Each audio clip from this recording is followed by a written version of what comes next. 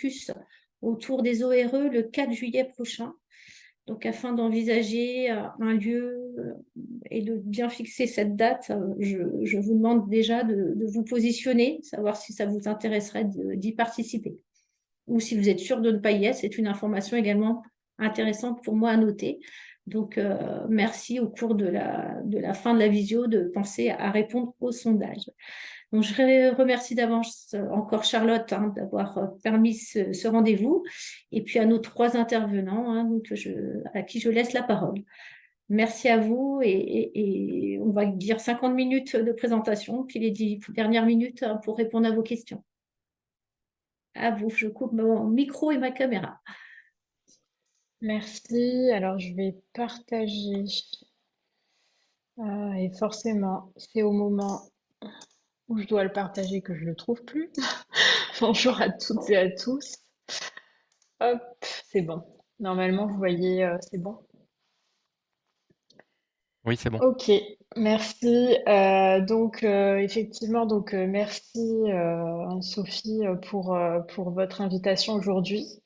Effectivement, on a axé nos interventions sur le programme que vous voyez à l'écran. D'abord un contexte, état des lieux des outils de préservation de la ressource en eau que je vais présenter. Moi, c'est Cyrielle Vandeval. Je suis chargée de mission gestion et préservation de la ressource en eau à la FNCCR, donc Fédération nationale des collectivités concédantes et régies. Et je vais laisser ensuite les autres intervenants se présenter, notamment pour les obligations réelles environnementales, comprendre cet outil. Donc ce sera Renaud. Je te laisse te présenter. Merci beaucoup, Cyrielle. Je m'appelle Renaud Delage, je suis chargé de mission obligations réelles environnementales à la Fédération des conservatoires d'espaces naturels, voilà, et juriste en droit de l'environnement. Merci. Et puis après, on poursuivra par un retour d'expérience de l'utilisation des ORE pour préserver la ressource en eau. Donc ce sera Jeanne Tardieu. Je vais te laisser te présenter également, qui va. Bonjour à tous. En effet, je suis Anne Tardieu, je fais des modèles. Merci. Alors, il m'arrive d'avoir. Jeanne, on a un petit peu de souci avec ton son. Enfin, je ne sais Ah, pas, je suis la seule. ok, Ah oui, alors Non, c'est pas chez moi. moi aussi. ok, D'accord. ça marche. Je vais couper la caméra du coup et on va voir si ça marche mieux. Ouais, ça a un petit peu coupé, du coup, tu peux te représenter, je pense. Ok, là, est-ce que ça Oui, fonctionne mieux? Ok. Parfait. Euh, je suis Jeanne Tardieu, chargée de mission foncier au SDEA, dans le service protection de la ressource en eau. merci. Rapidement, juste pour vous dire ce qu'est la FNCR, donc c'est une association loi 1901, donc au service des collectivités locales qui sont adhérentes. On exerce nos missions dans plusieurs domaines, l'énergie, le numérique, l'eau et les déchets. Et puis nos missions, donc, c'est d'accompagner nos adhérents, de valoriser leur partage de bonnes pratiques et la co-construction d'outils entre eux et puis de les représenter notamment auprès des instances ministérielles. Je vais passer rapidement au sujet qui nous intéresse. D'abord, je vais vous faire donc un état des lieux des actions de préservation de la ressource en eau. Voilà, les grandes familles d'outils de préservation des captages qu'on a identifiés. D'abord, évidemment, l'animation et l'accompagnement technique, qui sont vraiment un prérequis nécessaire pour faire évoluer les pratiques sur les aires d'alimentation de captage. Et évidemment, les outils réglementaires qui sont aussi nécessaires pour, on va dire, cranter certaines prescriptions et certaines pratiques sur les aires d'alimentation de captage. Puis ensuite, on a aussi donc des outils financiers, donc tout ce qui est aide financière, les outils fonciers dont font partie les obligations réelles environnementales, et puis tout ce que j'appellerais projet de territoire, qui est plus des projets de développement de nouvelles filières, notamment des filières bas niveau d'impact, des projets de développement de débouchés dans la restauration collective, etc. Donc l'animation, c'est ce que je disais, et le levier technique, c'est un prérequis pour engager les acteurs dans une démarche d'évolution. Donc l'objectif de l'animation, c'est évidemment de faire du lien aussi entre la multitude d'acteurs qui sont concernés sur les aires d'alimentation de captage, de stimuler leur réflexion, créer une dynamique collective, les sensibiliser également aux problématiques qui peuvent exister, proposer des formations et de l'appui technique, également des diagnostics, bon, tout ce que vous avez peut-être l'habitude de proposer. Et tout ça, ça peut faire émerger un projet éventuellement de plusieurs agriculteurs ou d'autres acteurs dans les aires d'alimentation de captage.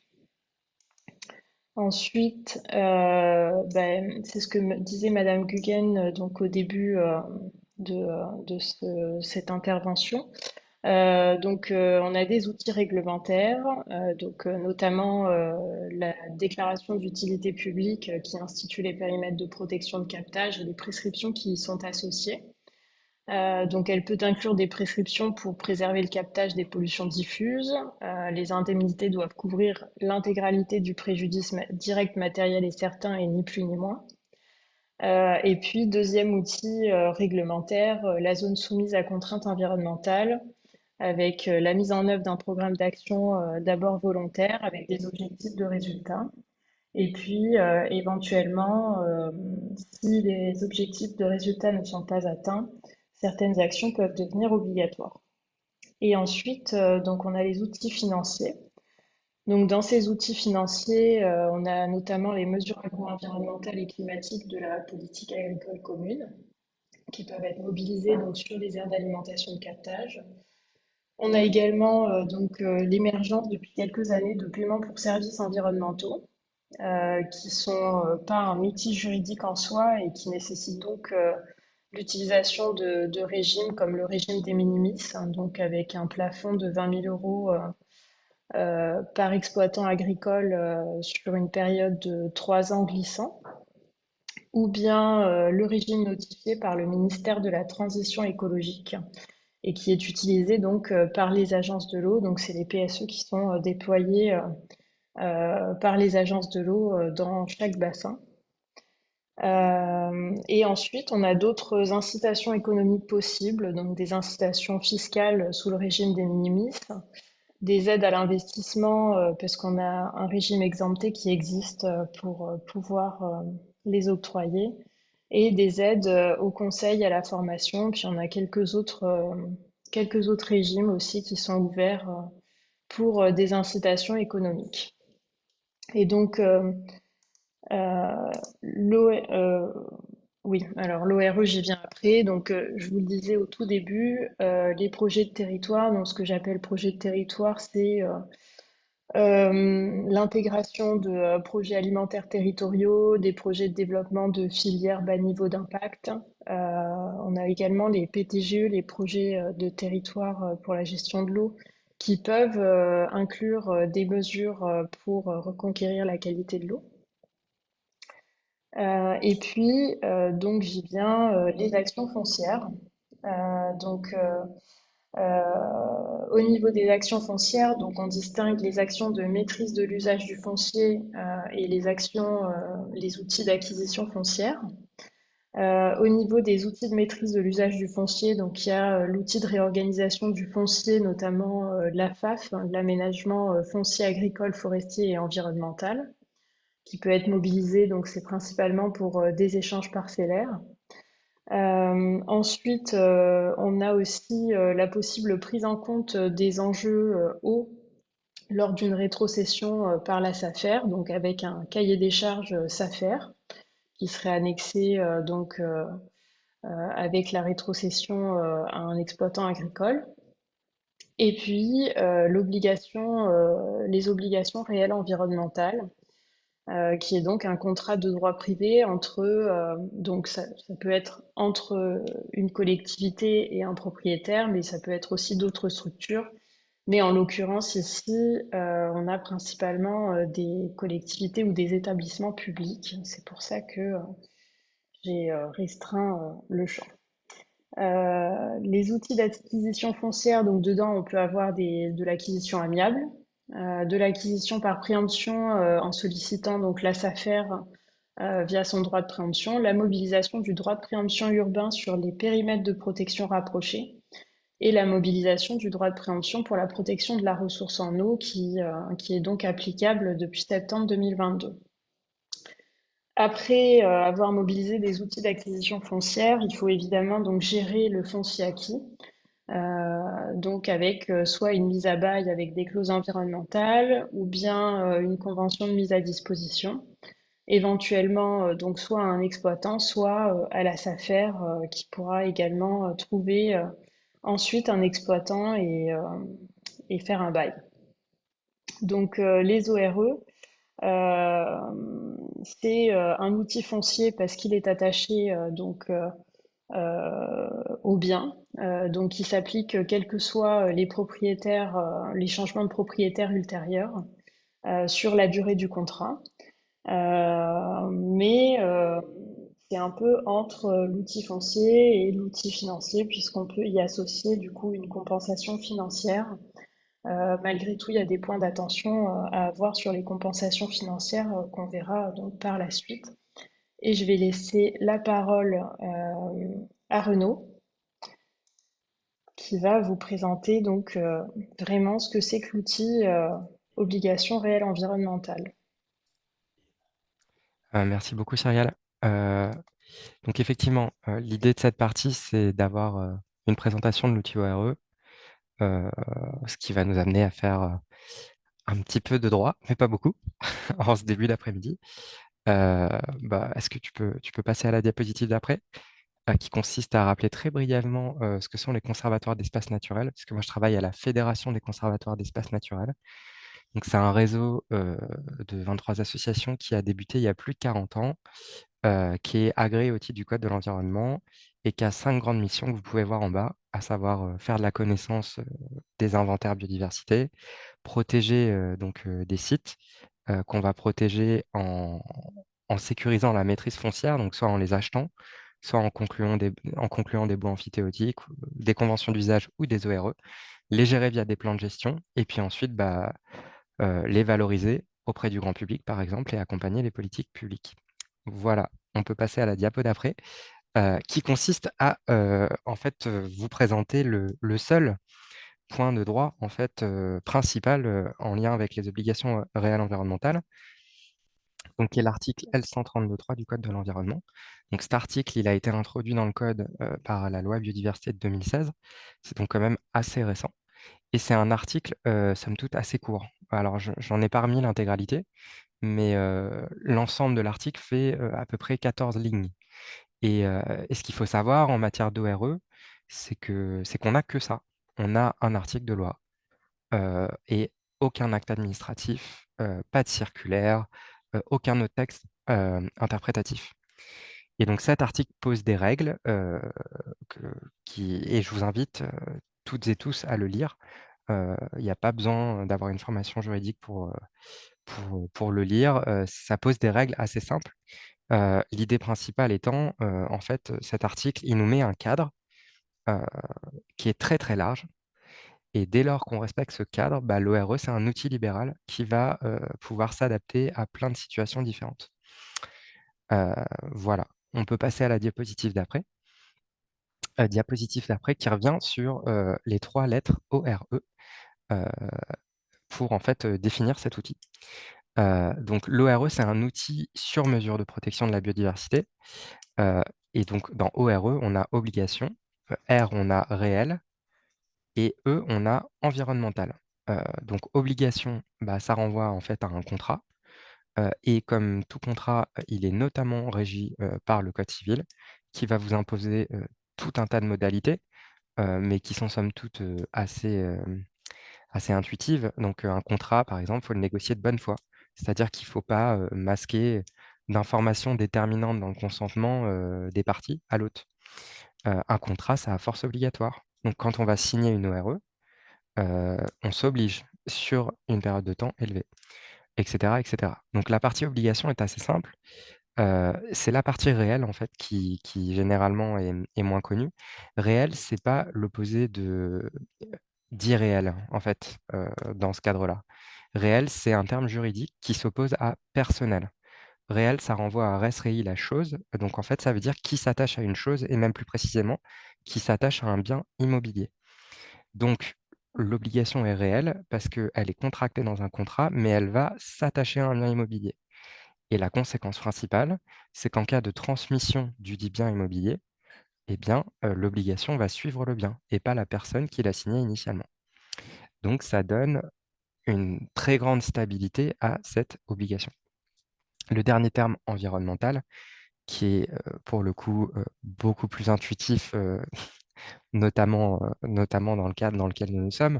Donc, environnemental, bon, ça renvoie à l'environnement en général, mais plus précisément, surtout à la biodiversité.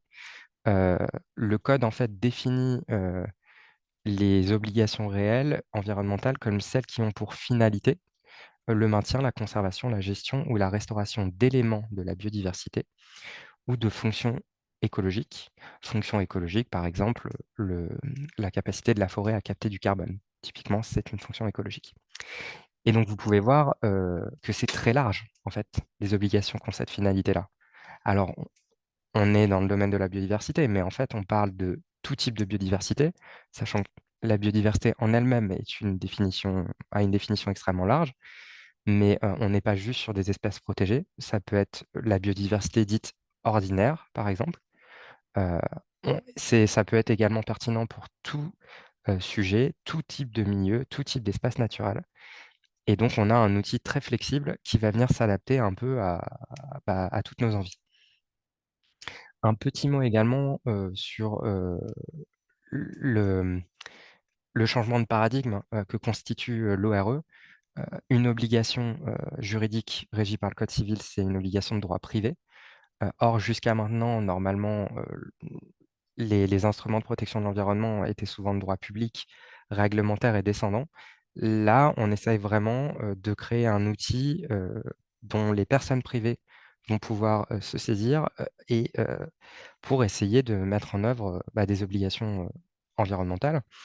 Donc ça a des vrais avantages, notamment la plasticité et l'adaptabilité à tout type de situation. Mais ça a également, peut-être pas des inconvénients, mais des spécificités à prendre en compte, notamment le fait que si vous êtes sur un contrat de droit privé, les voies d'exécution sont privées. On peut passer à la diapositive d'après, qui rappelle donc les principales règles du grand cadre que nous pose l'article L132.3 du Code de l'environnement. Et en fait, tout ce qu'on voit là, c'est ni plus ni moins qu'une reprise en bullet point, on va dire, de ce qu'il y a dans l'article que je mentionnais tout à l'heure. Donc, cet article, il nous dit que pour signer une ORE, il faut deux parties au contrat. Il faut une partie qu'on appelle le propriétaire, qui peut être une personne physique ou morale, une personne privée ou publique. En revanche, si ce sont des personnes publiques, il est impératif de situer sur le domaine privé de la personne publique. Ce n'est pas possible de faire ça sur un domaine public. Et donc, la deuxième partie, c'est le co-contractant, qui est, lui, nommément listé par le Code de l'environnement. Ce co-contractant peut être une collectivité publique, commune, département, région, un établissement public. Donc ça, ça va renvoyer aux EPCI, mais également aux syndicats mixtes, dont les syndicats de captage d'eau potable, ou enfin une personne morale de droit privé agissant pour la protection de l'environnement. Donc, vous noterez qu'on ne parle pas de personne physique dans la définition du co-contractant. Et je vous ferai remarquer également que dans les personnes morales de droit privé, il n'est pas précisé avec ou sans but lucratif, ni même il n'y a pas de renvoi à un agrément. Donc ça veut dire que des sociétés commerciales agissant pour la protection de l'environnement, si ça existe, peuvent intervenir et signer des ORE. Je ne m'attarderai pas là-dessus. Ce qui compte, c'est que les établissements publics sont inclus et que donc des ORE peuvent être signés par les syndicats de captage. On peut passer à la diapositive d'après, si tu veux bien, Cyrielle. Donc, il y a quand même des précisions et limites qui sont fixées par le Code de l'environnement. Alors, les limites, déjà, c'est qu'il n'y a pas d'atteinte aux obligations législatives ou réglementaires d'une façon générale, de même qu'il n'y a pas d'atteinte aux droits des tiers. Alors, le droit des tiers en matière d'ORE, on peut distinguer deux types de tiers.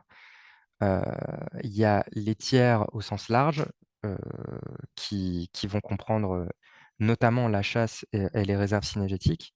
Donc, avec une ORE, c'est un contrat de droit privé entre deux personnes. Euh, Ce contrat-là n'est pas censé être attentatoire effectivement aux droits des tiers. Et donc, si c'est le cas, bah, les tiers peuvent avoir des recours, notamment indemnitaires, dans ce cadre-là. Il y a également une deuxième catégorie de tiers qui est très importante, c'est l'agriculteur.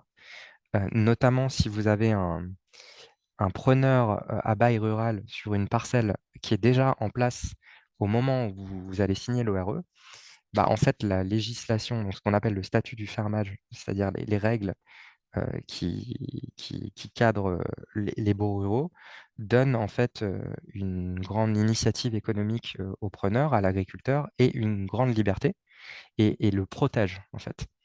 Et on retrouve cette protection dans un prérequis que pose l'article L132.3 du Code de l'environnement, qui est que on ne peut pas signer une ORE dès lors qu'il y a déjà un agriculteur en place avec un bail rural sans son accord préalable écrit. Donc voilà, deux limites, je disais, donc les obligations législatives ou réglementaires ou les droits des tiers, dans lequel vous avez les tiers en général et l'agriculteur qui a vraiment un statut sécurisé. Il y a également d'autres précisions données par le Code. Premièrement, l'ORE est un contrat dit authentique. Authentique, ça pointe à un certain formalisme qui permet d'avoir une publication au service de la publicité foncière, qui est en fait le service qui s'occupe de la traçabilité de tous les actes liés au cadastre, en fait. Et donc, l'acte authentique, il peut être fait devant un notaire. Généralement, ce ne sont pas ça tombe pas dans les honoraires dits réglementés des notaires, donc les prix varient. Ce qu'on voit avec l'expérience, c'est que ça se situe généralement entre 500 et 2000 euros, selon plein de paramètres, la complexité, la répétition des actes, etc. Mais vous pouvez aussi les faire par acte administratif. Ça, c'est une opportunité offerte par le Code général des collectivités territoriales pour certains officiers publics, dont les maires, dont les présidents de département et dont notamment les présidents de syndicats mixtes. Et l'acte administratif, en fait, ça permet d'autonomiser les personnes publiques co-contractantes, notamment, puisqu'il y a une possibilité de faire son ORE soi-même. L'inconvénient de tout ça, c'est que le portage technique, il doit être fait intégralement par la structure, ce qui suppose une montée en compétences qui n'est pas négligeable. Et donc, ça peut être intéressant, par exemple, de faire la première ORE avec un notaire, ou peut-être d'essayer de solliciter des structures tierces qui vont avoir des services fonciers un peu plus élaborés. Je pense aux départements, notamment, qui ont souvent l'habitude de faire ce type d'acte. Donc, un contrat authentique, première précision, et il y en a d'autres. Le contenu minimum prévu par la loi de ce contrat, donc des obligations qui ne peuvent pas durer plus de 99 ans. Il faut des engagements réciproques, sans qu'on nous précise la nature de ces engagements. Et il y a des possibilités de révision et de résiliation à prévoir dans le texte. Maintenant, sorti de ça, euh, si vous respectez ces quelques règles, bah, derrière, vous pouvez vraiment mettre ce que vous voulez dans le contrat. Donc, ça en fait un outil contractuel extrêmement souple et extrêmement agile. Petit aparté sur les contreparties financières qui ont été mentionnées déjà par Cyrielle. Il est possible d'inclure des contreparties financières dans l'ORE. Alors, vis-à-vis de la Fédération des Seines, nous, généralement, on est dans des démarches volontaires et on s'appuie sur les incitations fiscales. J'en parlerai juste après.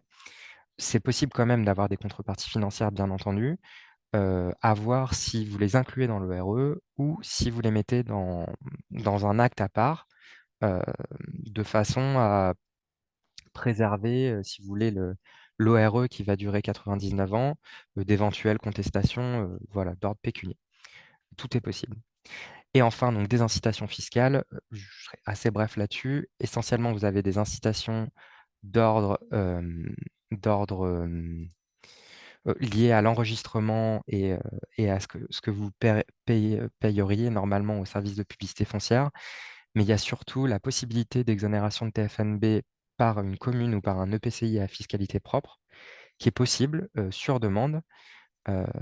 Ça ne se fait pas beaucoup en pratique. Enfin, dans un rapport de 2021, il était noté que ça ne se faisait pas beaucoup parce que les gens n'ont pas connaissance de cet outil de défiscalisation, mais aussi parce que ça vient impacter les finances des collectivités sans contrepartie. On peut passer à la diapositive d'après. Donc, je reviens rapidement donc, sur comment se passe la sanction. Donc, comme je le disais, on est dans un contrat de droit privé. Donc, en fait, ce sont aux deux parties privées de faire exécuter le contrat. Et ça, c'est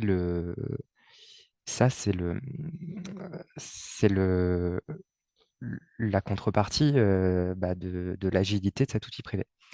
Et comme un contrat de droit privé, il a en théorie une force obligatoire. Donc, ça veut dire qu'il s'impose aux deux parties.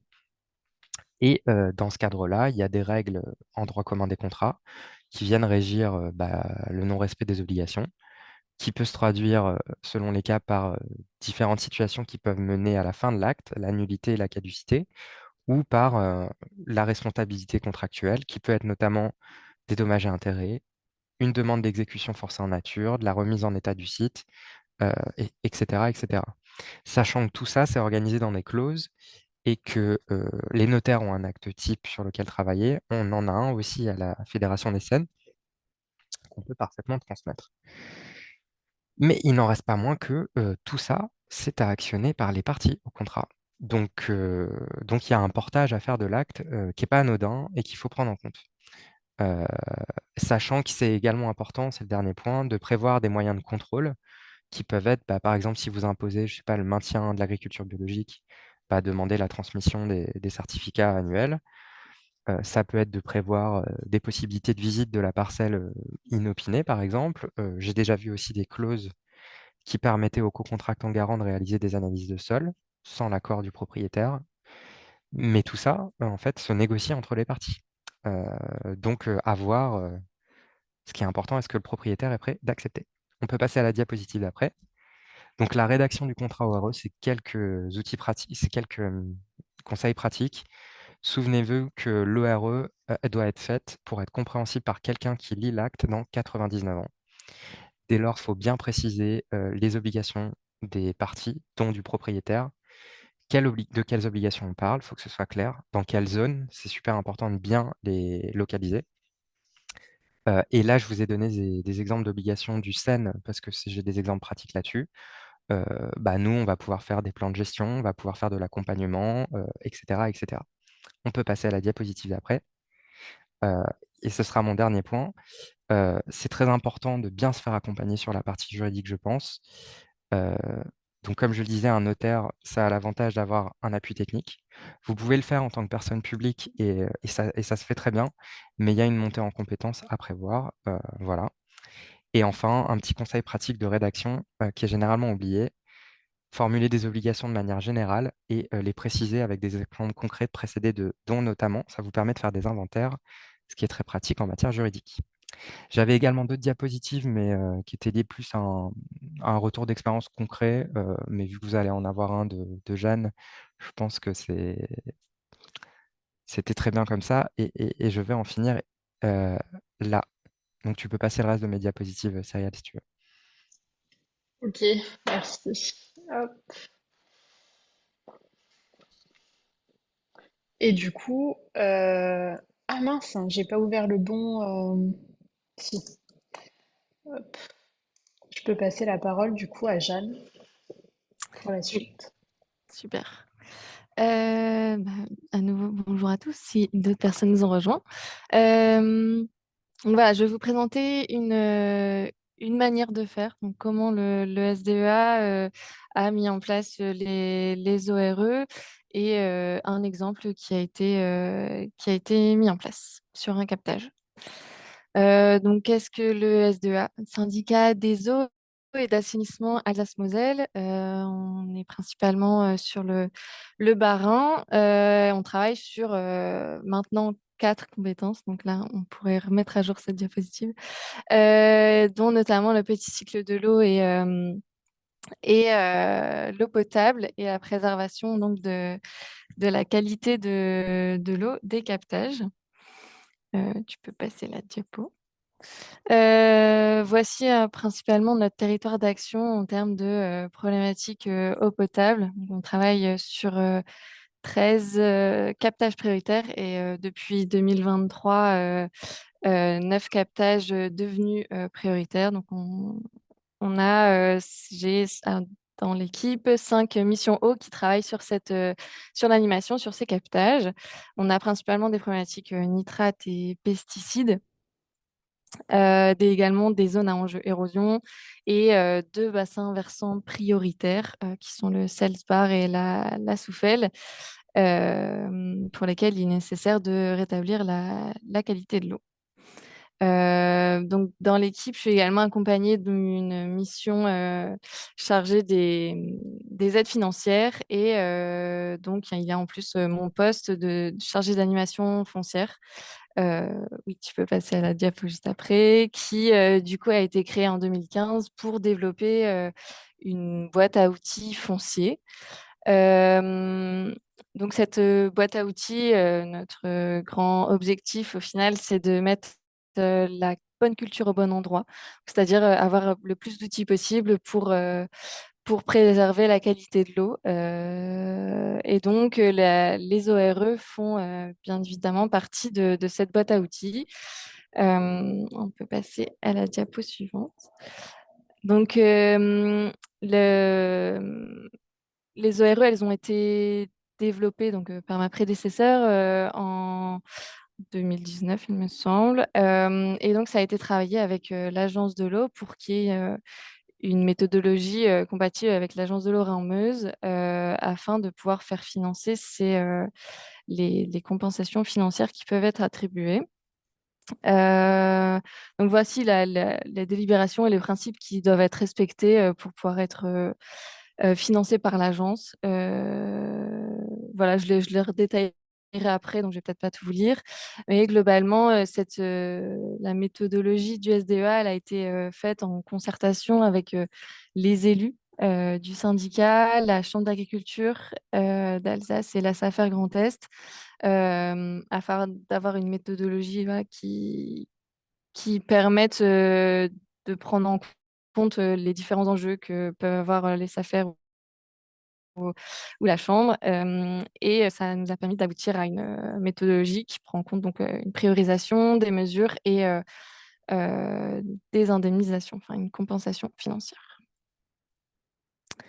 Donc, si on rentre dans le vif du sujet, quel est le principe qui a été retenu? Alors, au SDEA, on travaille uniquement avec des propriétaires exploitants. Alors, pour la simple et bonne raison qu'on souhaitait que les personnes qui fassent, entre guillemets, les efforts en termes de pratique soient les personnes qui reçoivent la compensation financière. Donc, le fait d'avoir ce principe fondamental nous évitait les effets d'aubaine de propriétaires ou encore de l'incompréhension de la part d'exploitants ou autres. Là, on est sûr d'avoir une seule et même personne en face de nous pour faire cette ORE. Donc, ce qui forcément, ça diminue le potentiel possible, hein, mais c'était un des grands fondamentaux des ORE pour qu'elles soient comprises aussi par nos partenaires.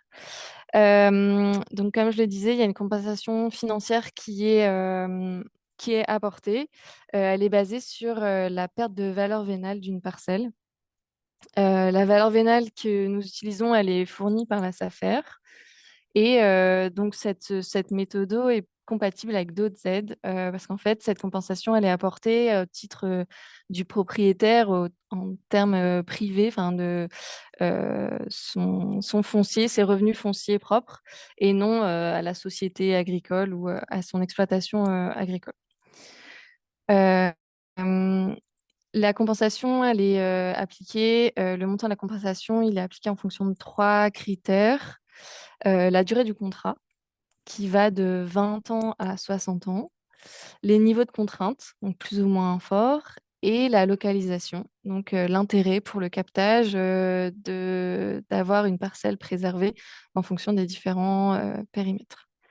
Ainsi, donc la compensation peut aller de 24 à 120% de la valeur vénale. Et donc, c'est une compensation qui est aidée à hauteur de 4, qui peut être aidée à hauteur de 80% par l'agence de l'eau Rhin-Meuse et versée de manière libératoire, c'est-à-dire en une seule fois. Oui, on peut passer à la diapo d'après. Donc, voici les 6 grandes familles de clauses, si on veut, qui sont triées en termes de contraintes, contraintes modérées ou contraintes fortes. Et donc, elles peuvent être appliquées sur l'ensemble des zones à enjeu que je vous ai citées précédemment et à appliquer en fonction, bien sûr, de l'enjeu. Quand on va être sur un enjeu érosion, on va aller plus sur la couverture maximale des sols ou de la prairie, du maintien de haies, là où on irait, par exemple, plus sur de l'agriculture bio en captage. Enfin, voilà. C'est vraiment à décider en fonction du projet de l'agriculteur et de ce qu'il est en capacité de faire et ce qu'il souhaite faire en tout cas. Pour les les clauses à contraintes modérées, il y a l'agriculture bio et la rotation de culture bas niveau d'impact. Pour les contraintes fortes, on a des clauses de création, maintien de prairies permanentes, création ou maintien de haies, la mise en place d'agroforesterie combinée à de l'agriculture bio ou des BNI. C'est-à-dire que donc de l'agroforesterie en grande culture classique ne serait pas éligible pour faire une ORE. Et de même, une couverture maximale des sols, donc combinée avec de l'agriculture biologique ou des cultures bas niveau d'impact. Et donc, ce critère, il va récolter entre guillemets des points. Donc là, des contraintes modérées, elles vont avoir 30 points et avec des contraintes fortes, on va avoir 60 points. Je vous explique ensuite comment on utilise ces points. Les périmètres sur lesquels on travaille, donc il y a bien sûr les captages, les aires d'alimentation et donc le périmètre rapproché, les zones d'infiltration préférentielles, les bords de cours d'eau ou de fossés. Voilà, c'est différents périmètres qui nous permettent aussi de prioriser.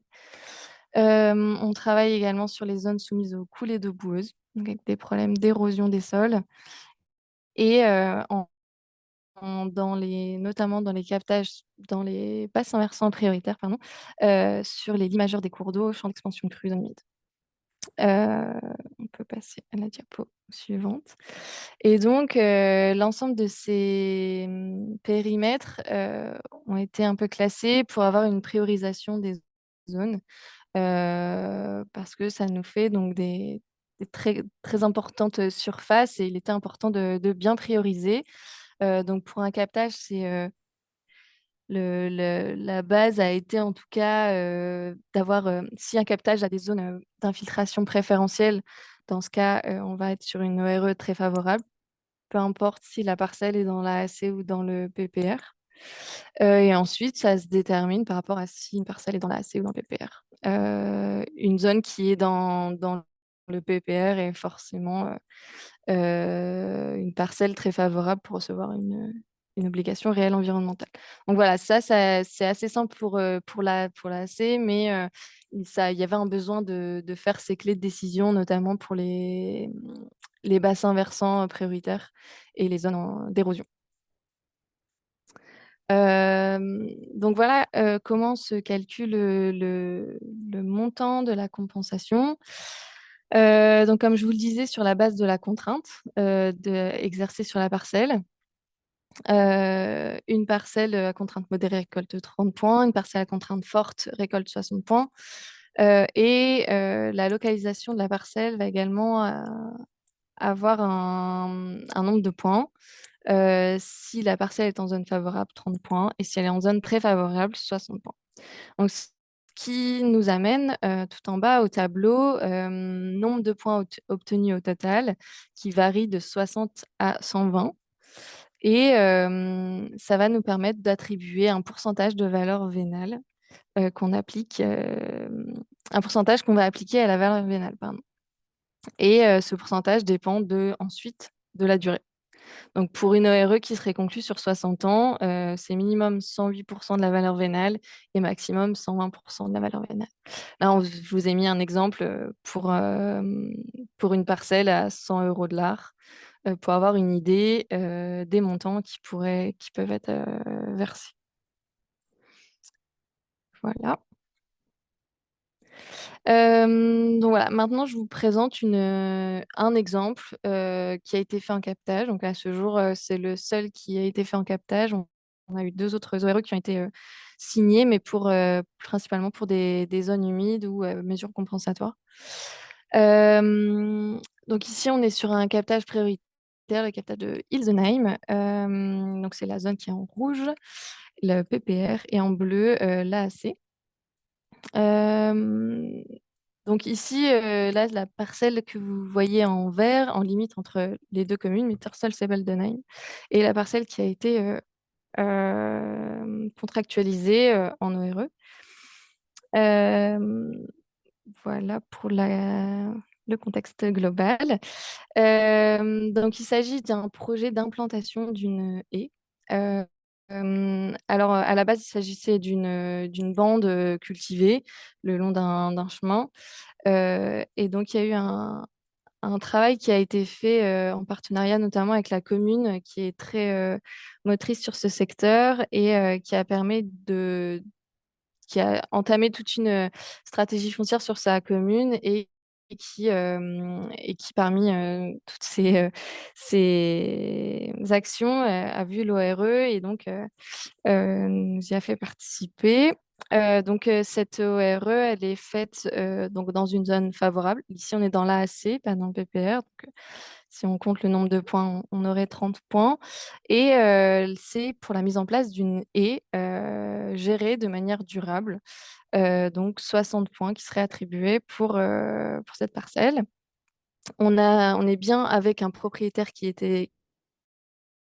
est également exploitant et qui était d'accord pour s'engager sur 60 ans sur une parcelle de 16 arts, donc pour la mise en place de l'AI. Là, c'est un cas particulier, hein, forcément, il fallait que ce soit un cas particulier, mais ici, il n'y a pas eu de compensation financière, mais une compensation en foncier qui a été faite avec la commune, qui a en fait redonné du foncier à cet agriculteur sur du terrain communal.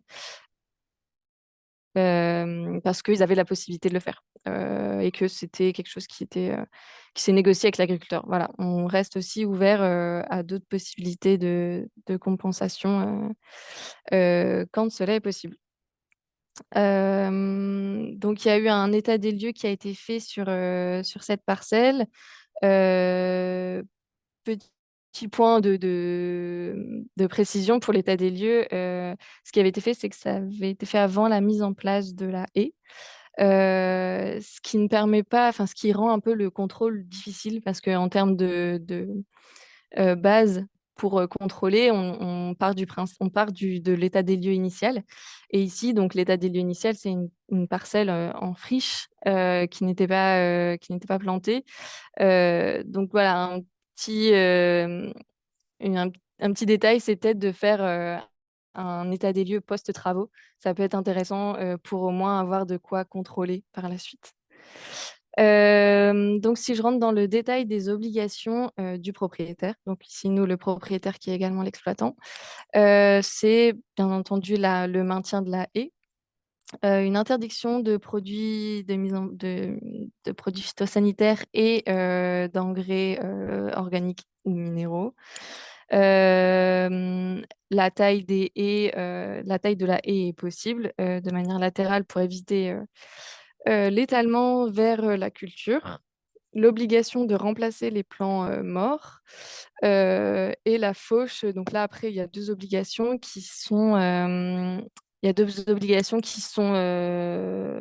principalement pour les premières années, le paillage et l'arrosage lors des premières années et la fauche de la base de la zone herbacée, enfin de la strate herbacée les premières années pour éviter la concurrence. Mais par la suite, il y a un intérêt quand même à garder la strate herbacée. Donc, c'est également inscrit. Et bien sûr, on a remis, mais ça c'est une obligation réglementaire, que la taille doit être faite en dehors des périodes de nidification. Donc, Ça, c'est une précision qui n'est pas forcément obligatoire, quoi. Voilà. Ensuite, on a aussi, bien sûr, comme le disait Renaud, des obligations du co-contractant. Donc, c'est-à-dire, nous, on a inscrit le suivi, le contrôle et le conseil, un bilan annuel fait avec le propriétaire et le versement de la compensation financière ou, ici, dans le cas précis, de la compensation en foncier. Donc, comme je le disais juste avant, le contrôle, il est réalisé de manière contradictoire sur la base de l'état des lieux. Donc, c'est important d'avoir des choses chiffrées, un nombre de plans, enfin voilà, des choses un peu tangibles où il est facile pour faciliter le contrôle. On a également la possibilité de mener des reliquats azotés, donc sur les parcelles où soit on limite l'apport en engrais, soit on interdit totalement. Donc, c'est toujours intéressant de pouvoir faire des mesures de reliquat azoté. Et sur certaines ORE, on demande l'enregistrement des pratiques par le propriétaire. Ça, c'est pareil. Donc, c'est quelque chose qui est vu avec le propriétaire pour que ce soit quelque chose de réalisable pour lui. Il y a également des clauses de révision et des clauses résolutoires. Il est possible de réviser les ORE. C'est notamment pour prendre en compte l'évolution dans le temps. On sait que là, actuellement, on travaille avec un agriculteur qui est propriétaire exploitant. Il est possible et très fort probable que d'ici 60 ans, il y ait une vente qui soit réalisée ou une succession ou autre. Il faut que l'ORE puisse être modifiée pour toujours, bien sûr, protéger la qualité de l'eau, mais aussi que ce soit quelque chose de faisable avec l'exploitant et que ce ne soit pas source de conflit, quoi. Et voir ce qui peut être fait, parce qu'au final, là, pour une haie, c'est compliqué, mais par exemple, si c'était une parcelle en culture BNI, bon, bah, est-ce que le mettre en couvert permanent ou autre, enfin voilà, il y a des choses qui pourraient être modifiées. C'est important, je pense, d'insister sur la clause de révision. Et il y a aussi une clause de suppression de contrat en cas de destruction du bien. Donc, si vraiment tout a été retourné, enfin, là, on n'a pas trop de cas en tête, mais c'est quand même important de mettre une clause de ce type. On peut passer à la diapo suivante. Euh, voilà. Et également, il y a une clause en cas de non-respect des obligations. Euh, Comme le disait Renaud, hein, pour qu'il y ait une obligation, il faut qu'il y ait forcément un contrôle et entre guillemets des sanctions, enfin, pour que ce soit vraiment tangible. Et donc ici, dans le cas de notre ORE avec la haie, il y a une somme forfaitaire qui peut être demandée en cas de destruction une exécution partielle ou totale des obligations. Donc ici, on a une somme forfaitaire à 2 500 €. Et s'il n'y a pas de remise en place, ça peut, des compensations, enfin, des dommages et intérêts peuvent être demandés à hauteur de 50% du montant de la haie. Pour les 10 premières années et à hauteur de 20% du montant de l'implantation de la haie à partir de la 10e et jusqu'à la fin de l'exécution du contrat. Voilà pour cette diapo. Donc pour reprendre rapidement les étapes clés qui sont mises en place. Donc on regarde si une parcelle est éligible et si le propriétaire est également l'exploitant. On fait une rencontre propriétaire pour bien s'assurer du titre de propriété, enfin des modalités vraiment de la propriété et également de l'exploitation. C'est-à-dire qu'on demande un justificatif d'exploitation sur cette parcelle précisément. Une fois qu'on a l'accord de principe et l'accord des élus et des financeurs, on peut rédiger et signer l'acte. Donc au SDEA, on s'appuie sur notre service juridique pour la rédaction des actes d'ORE. Donc il y a eu tout un travail qui a été fait pour créer un modèle propre au SDEA. Euh, et donc, voilà, c'est vrai que c'est quand même un acte qu'il est nécessaire de prendre en main, en tout cas, et on est content de pouvoir avoir un service juridique sur lequel s'appuyer. Et voilà, dans le cas en Alsace-Moselle, il y a un enregistrement au livre foncier, puis aux impôts, et la compensation peut ensuite être versée à l'exploitant, propriétaire exploitant. Voilà. Il me semble que j'ai encore une ou deux diapos rapidement. Oui, voilà, quelques points de vigilance importants. On essaye de faire attention à que le projet soit construit avec vraiment avec le propriétaire exploitant, qui est pas parce que en Alsace, on a le cas où on a des viticulteurs qui peuvent avoir des parcelles de grande culture qui voudraient récupérer pour pouvoir être propriétaire exploitant et pouvoir avoir cette compensation. Voilà, on essaye vraiment de voir que le projet soit un projet construit pour éviter les effets d'aubaine. On regarde aussi quand on a des agriculteurs proches de la retraite, par exemple, parce que dans notre cas, on verse l'indemnité directement la première année, c'est pas étalé dans le temps. Donc, ça peut forcément être un peu voilà, une aubaine. Voilà, c'est globalement les grands points de vigilance. Mais en tout cas, voilà, c'est un outil qui est vraiment hyper intéressant pour la protection des captages. Nous, on l'a mis en place parce qu'il y avait le contexte foncier permettait pas d'avoir des acquisitions. En fait, ça rassurait les propriétaires au final de rester propriétaires. C'est vraiment une alternative et qui est aussi sécurisée quasiment aussi sécurisée qu'une acquisition, quoi. Et donc, ça permet aussi, enfin, le dispositif permet d'être très flexible et on peut rentrer différentes clauses dans ce contrat. Donc voilà, c'est quand même très, très intéressant. Euh, donc les perspectives, donc au SDA, on fait pas forcément une grande publicité grand public, si vous voulez. On travaille par opportunité et ça, voilà, comme je le disais, c'est un outil qui fait partie de l'ensemble de la boîte à outils et ce qui permet de pallier certaines négociations et qui peut être voilà, très intéressant. Et on travaille sur l'échelonnage du paiement sur plusieurs années. Et également pour travailler sur des propriétaires non exploitants, mais pour des cas où on serait sur des zones non exploitées de manière agricole. Par exemple, typiquement les vergers. On souhaiterait travailler sur la mise en place d'ORE potentiellement sur des vergers, mais qui pourraient être à des particuliers. Donc voilà. Il me semble que c'est quasiment tout.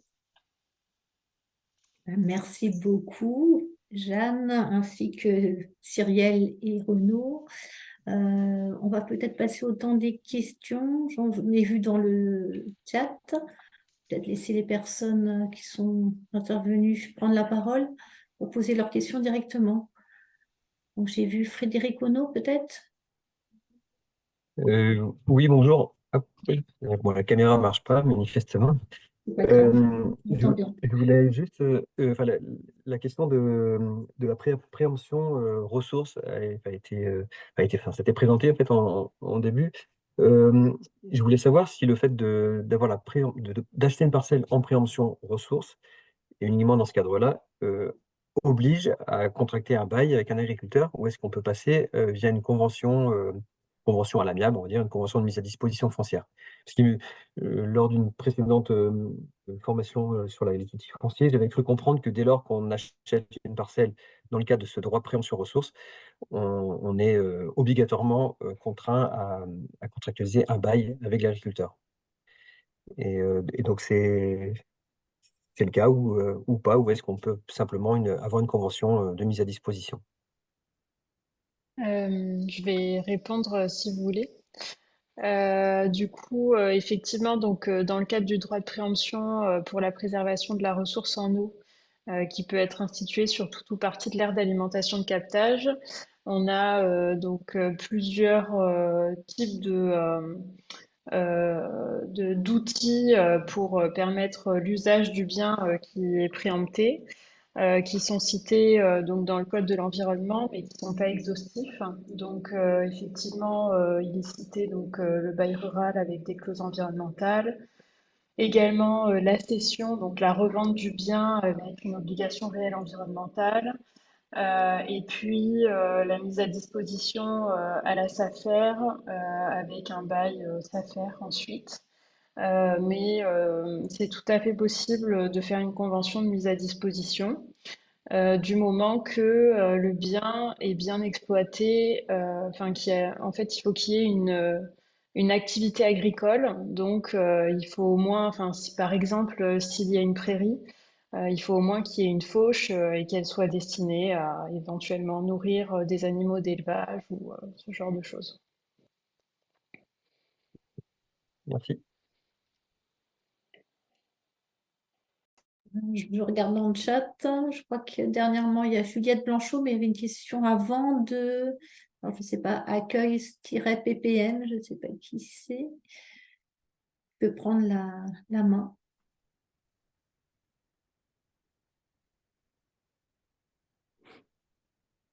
En tout cas, pour peut-être répondre à la question, je ne sais pas si la personne veut venir Non, préciser ou sinon, il pas. faudrait prendre dans le chat. Si un Ok. agri est en bail rural sur la parcelle que l'on souhaite passer en ORE, si l'agri ne veut pas signer l'ORE, quelle solution pour un syndicat? Pour faire une ORE, en tout cas, ce sera juste pas possible. Mais dans ce cas, il est possible de travailler sur d'autres outils. Pourquoi pas, enfin là, de but en blanc, je ne saurais pas vous dire, mais du coup, l'ORE n'est pas possible si l'agriculteur ne souhaite pas. En tout cas, après, pourquoi pas travailler sur de l'échange, du coup. Si un agriculteur à cet endroit-là ne veut pas, on peut peut-être essayer de mettre un autre agriculteur qui serait volontaire. Voilà. Ok. Et une question de Floriane de Lucas, peut-être qu'elle est en ligne. Oui, bonjour. C'était Bonjour. juste une précision pour l'acte administratif. Les maires et les présidents de syndicats sont cités. Est-ce que c'est aussi le cas pour les présidents de PCI? Alors sur ce point-là, en fait, c'est l'article L 1311-13 du CGCT et qui cite effectivement les présidents des établissements publics rattachés à une collectivité territoriale ou regroupant ces collectivités. Donc oui, ça prend en compte les EPCI. Ok, merci. Je vous en prie. Euh, Plus loin dans le chat, Juliette Blanchot, je vous laisse prendre la main.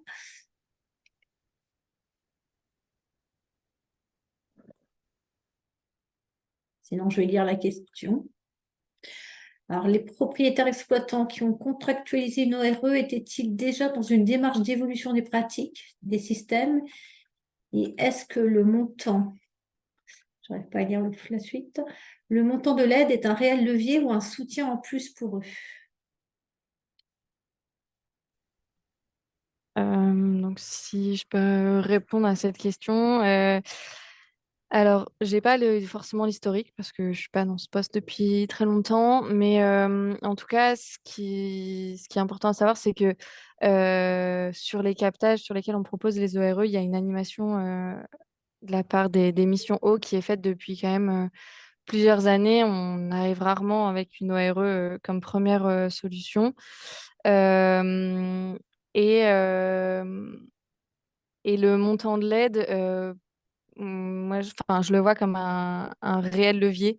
Euh, Enfin, c'est à la fois un levier et un soutien. Enfin, c'est peut-être pas être hyper clair, mais le côté réel levier, c'est qu'en fait, on utilise l'ORE parfois à défaut enfin, à défaut d'une acquisition. Donc, c'est-à-dire que le propriétaire, lui, on lui a proposé une acquisition, il n'est pas forcément pour. On propose une ORE, il entend davantage parce qu'il reste maître de son bien.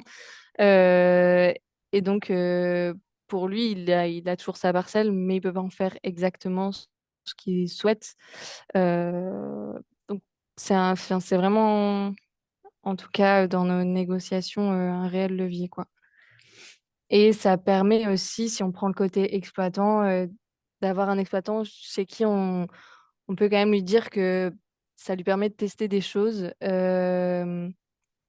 pour lesquelles il n'a pas ce risque financier parce que on lui permet d'avoir une compensation, quoi.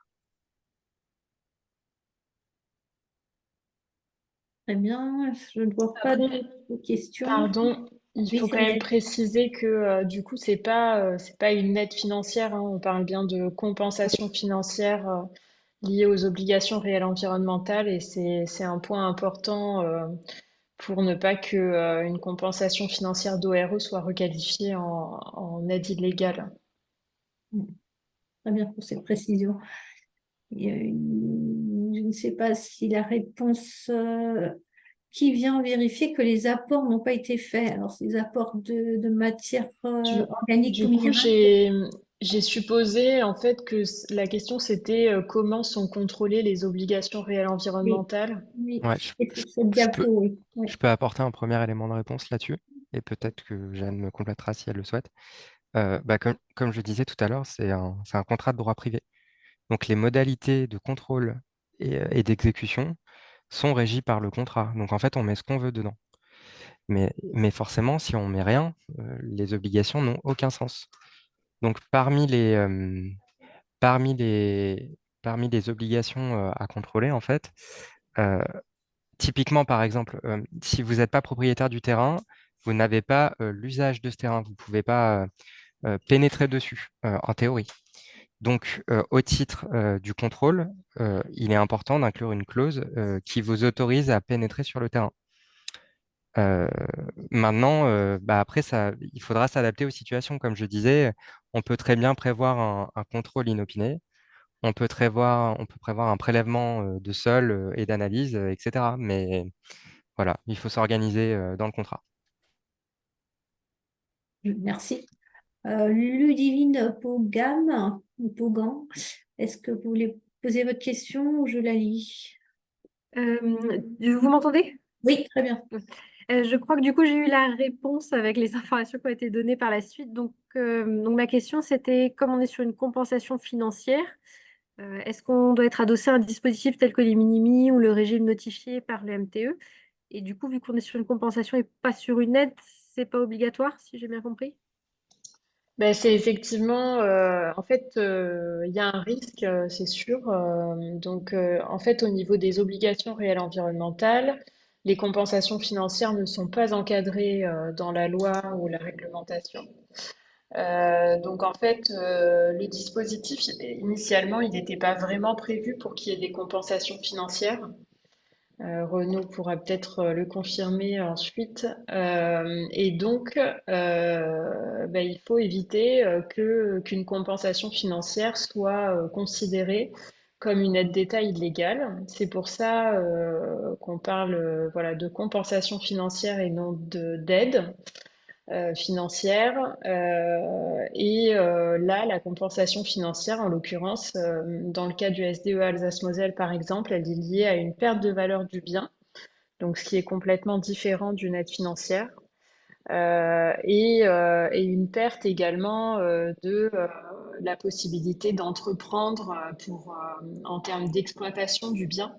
Euh, voilà.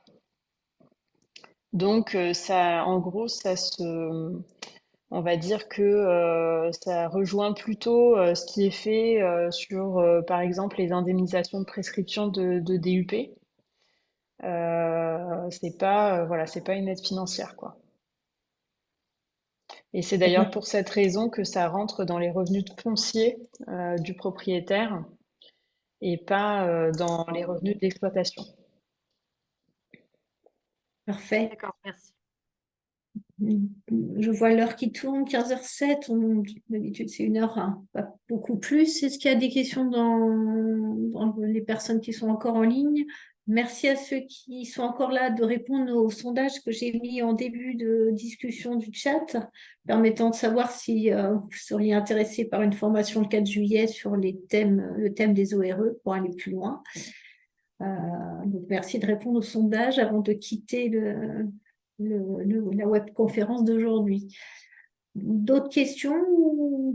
Sophie, tu devrais remettre dans la conversation le sondage, puisqu'on est obligé. Là, je suis en train de le chercher, c'est un peu Ah, galère. il est parti, il est reparti. Je vais essayer de le retrouver. C'est bon, je l'ai. Tu l'as retrouvé? Ok. Je vais le renvoyer. Merci, Charlotte. Non, je l'ai renvoyé qu'à toi. Oui, j'ai vu ça. Bah, s'il n'y a pas d'autres questions, on va